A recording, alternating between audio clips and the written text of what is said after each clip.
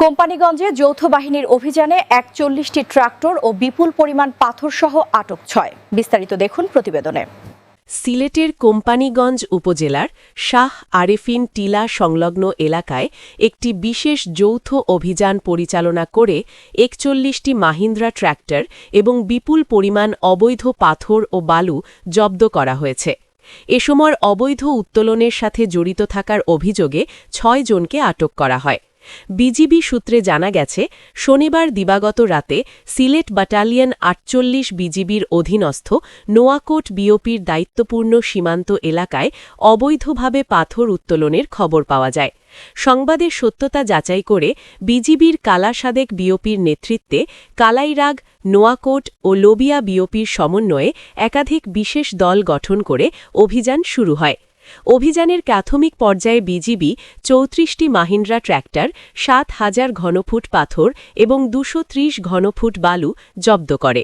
পরবর্তীতে কোম্পানিগঞ্জ উপজেলার সহকারী কমিশনার ভূমি পলাশ তালুকদারের নেতৃত্বে বিজিবি, পুলিশ ও আনসার বাহিনীর সমন্বয়ে একটি সমন্বিত যৌথ অভিযান পরিচালিত হয়।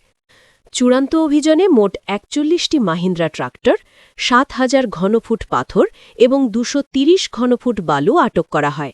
এ সময় অবৈধভাবে পাথর উত্তোলনের দায়ে ৬ জন ব্যক্তিকে হাতে নাতে গ্রেপ্তার করা হয়। আটককৃত ট্রাক্টর ও অভিযুক্ত আসামিদের বিরুদ্ধে আইনানুগ ব্যবস্থা গ্রহণের জন্য কোম্পানিগঞ্জ থানায় হস্তান্তরের প্রক্রিয়া চলমান রয়েছে বলে বিজিবি সূত্রে নিশ্চিত করা হয়েছে। স্থানীয়রা জানান, শাহ আরেফিন টিলায় অবৈধ পাথর খেকোদের বিরুদ্ধে প্রশাসনের এই কঠোর অবস্থান জনমনে স্বস্তি ফিরিয়েছে। শাহ আরেফিন টিলার পাথর লুটপাটে জড়িত রয়েছেন উপজেলার জালিয়াপাড়া গ্রামের আব্দুল রশিদ, আব্দুল করিম, আব্দুল বশির, বাবুল মিয়া, মাসুক মিয়া, আশিক মিয়া, সাদ্দাম, কালা মিয়া, এলাইচ মিয়া, সোনা মিয়া, ফারুক মিয়া, একই গ্রামের নঈমুল্লার ৩ ছেলেসহ আব্দুল এবং মসিন, আব্দুল খালিক, আব্দুল রহিম, আনাই, হোসেন, দুলাল, আলী হোসেন, রবের, ইব্রাহিম, সোনা মিয়া, শাহেদ, লুৎফা, সামাদ, সুজন, লায়েক ও মনির। নরাইনপুর ও চিকাদর গ্রামের বাবুল মিয়া, গৌস মিয়া ও আনাই মিয়া।